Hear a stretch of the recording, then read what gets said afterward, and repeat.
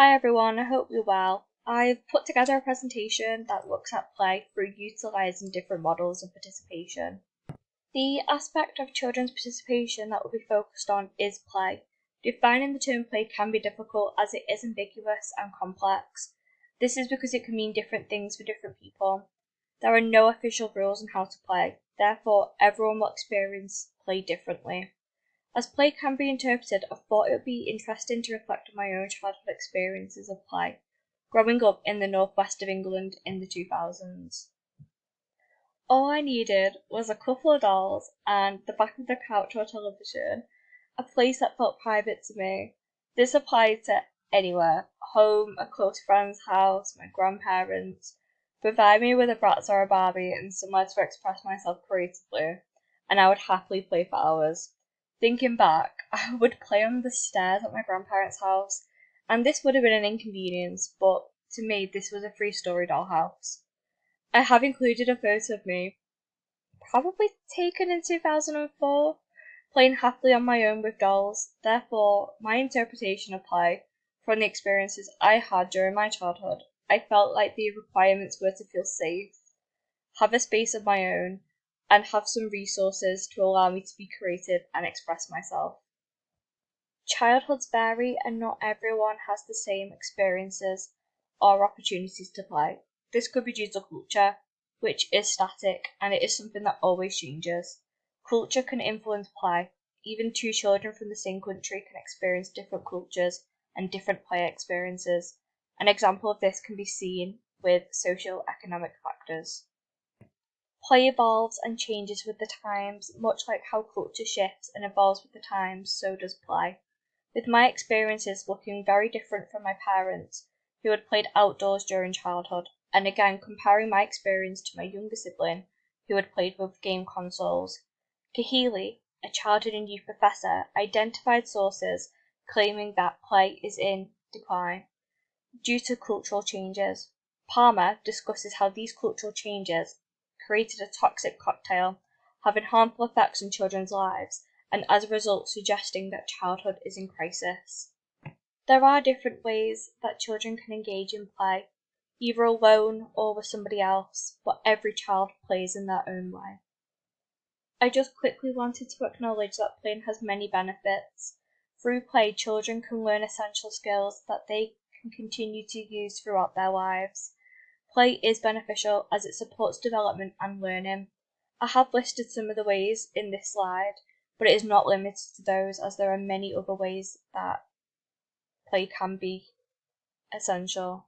It is important to recognise that all children have a right to play and participation under the Convention of the Rights of the Child. I have identified some articles that encourage play, these being Article 13, 15 and 31. Despite it being available for all children, some children aren't always fully able to exercise their right, especially when they are compromised. It deprives children of what they are entitled to. An example of this can be childhood poverty. I've put together a visual poster for a case study I'd like to talk about, as it is an example of rights, but more in particular rights to play, being infringed. For context, it is about a young girl called Yendeling Gonzalez, who lives in an extremely poor country dependent on the production of coffee beans. Young girls, much like Gonzalez, are criticised for playing by adults in the community and are labelled weak and passive. The boys in the community are encouraged to play and are labelled strong. Gonzalez, who was 14 at the time, sold her story in 2011 and was invited to attend a committee meeting amongst others. Children like Gonzalez have to defend their right to play. This example shows how children's rights are violated, as well as highlighting a social justice issue. The case study shows how children are agentic, being self-aware, and the importance of empowering them. For Gonzalez and others who were invited to the committee, they were active participants, providing valued contributions, their voice, which must be acted on for agency. It also shows the young people utilising Article 12 by discussing matters that affect them, as a result being listened to. They made the decisions and they told their stories. They were not passive.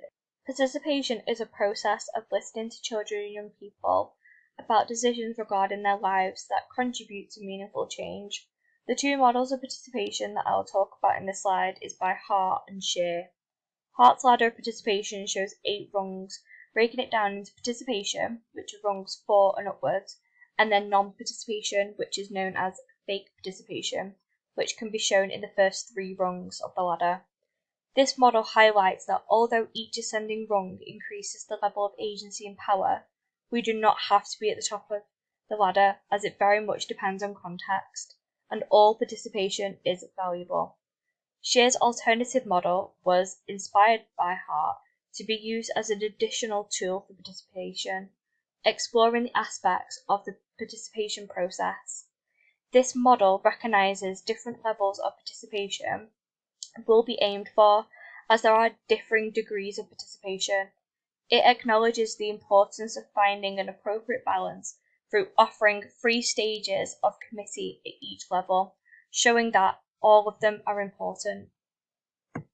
Although the models are popular tools, they have been critiqued by others.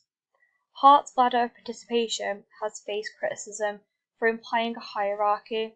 The concept of the ladder can be misleading, which is problematic, as patisserie activities are judged against the higher levels of participation and therefore can be unfairly judged.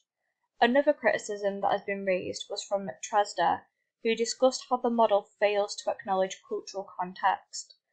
This is important as not all cultures are the same, and the model is very much based on a westernized context, which does exclude other contexts.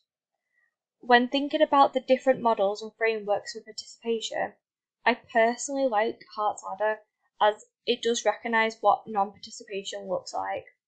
And I feel like this is important as it does help those using the model identify whether children are active participants or whether they just fall into the non-participation category, which does then make it easy to identify fake participation. So let's have a look at what others say about participation. As well as models, frameworks have been developed and professionals are interested in the topic, and they have also got their thoughts when it comes to children and young people's participation.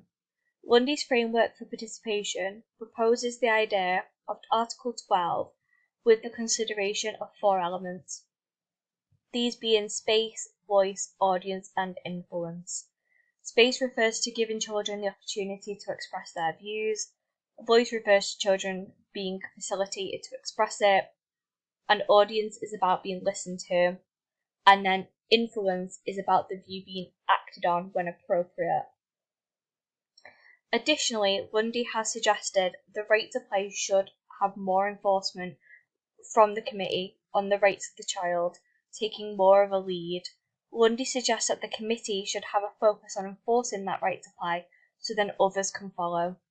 Lundy attended the YMCA Practitioner Conference in 2018, voicing how policymakers should do more and be held accountable, normalising children being listened to in government policies. I do need to admit I agree with Lundy on this, as children are experts in their own lives. Therefore, who better to listen to when making policies on children than children themselves? Lansdowne, who has highlighted participation, it is the responsibility of adults, has addressed criticism when it has been raised against participation. One of the criticism raised is that participation takes away childhood, as it imposes more responsibilities on children and young people.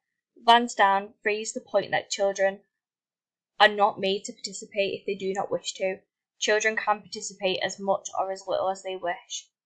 There is also the argument that historically children were denied of participation and not part of our traditional culture. Lansdowne rejects this and states that with new standards that are more accepted today, this works. I would agree with Lansdowne here, as we know that culture does change and children are entitled to these rights. And this leads us to summarise the presentation and give us some key notes to take away. So, play is an essential part of childhood. All children play in one form or another. The right to play is one of the many rights that children under the age of 18 are entitled to and should be encouraged by adults around them to access them. Not all children have the same opportunities to access their rights, but more should be done to ensure that no child misses out on what they're entitled to. Participation has been explored in many models and frameworks so that they can be used as a tool when implementing participation. Some academics have criticised the models, with others challenging the concerns of growing participation, and then there's some, like Lundy, stating that more can be done. I've included my slide of references that I've used to put together the presentation for those that do want to do some more reading on the topic. The ones that I've attached, I did find really helpful when putting this presentation together, so hopefully you should find them interesting too. If you do have any questions, I will try my best to answer them, but I do just want to say thank you so much for taking the time to watch this, and I really hope you have a good day. Thank you, everybody.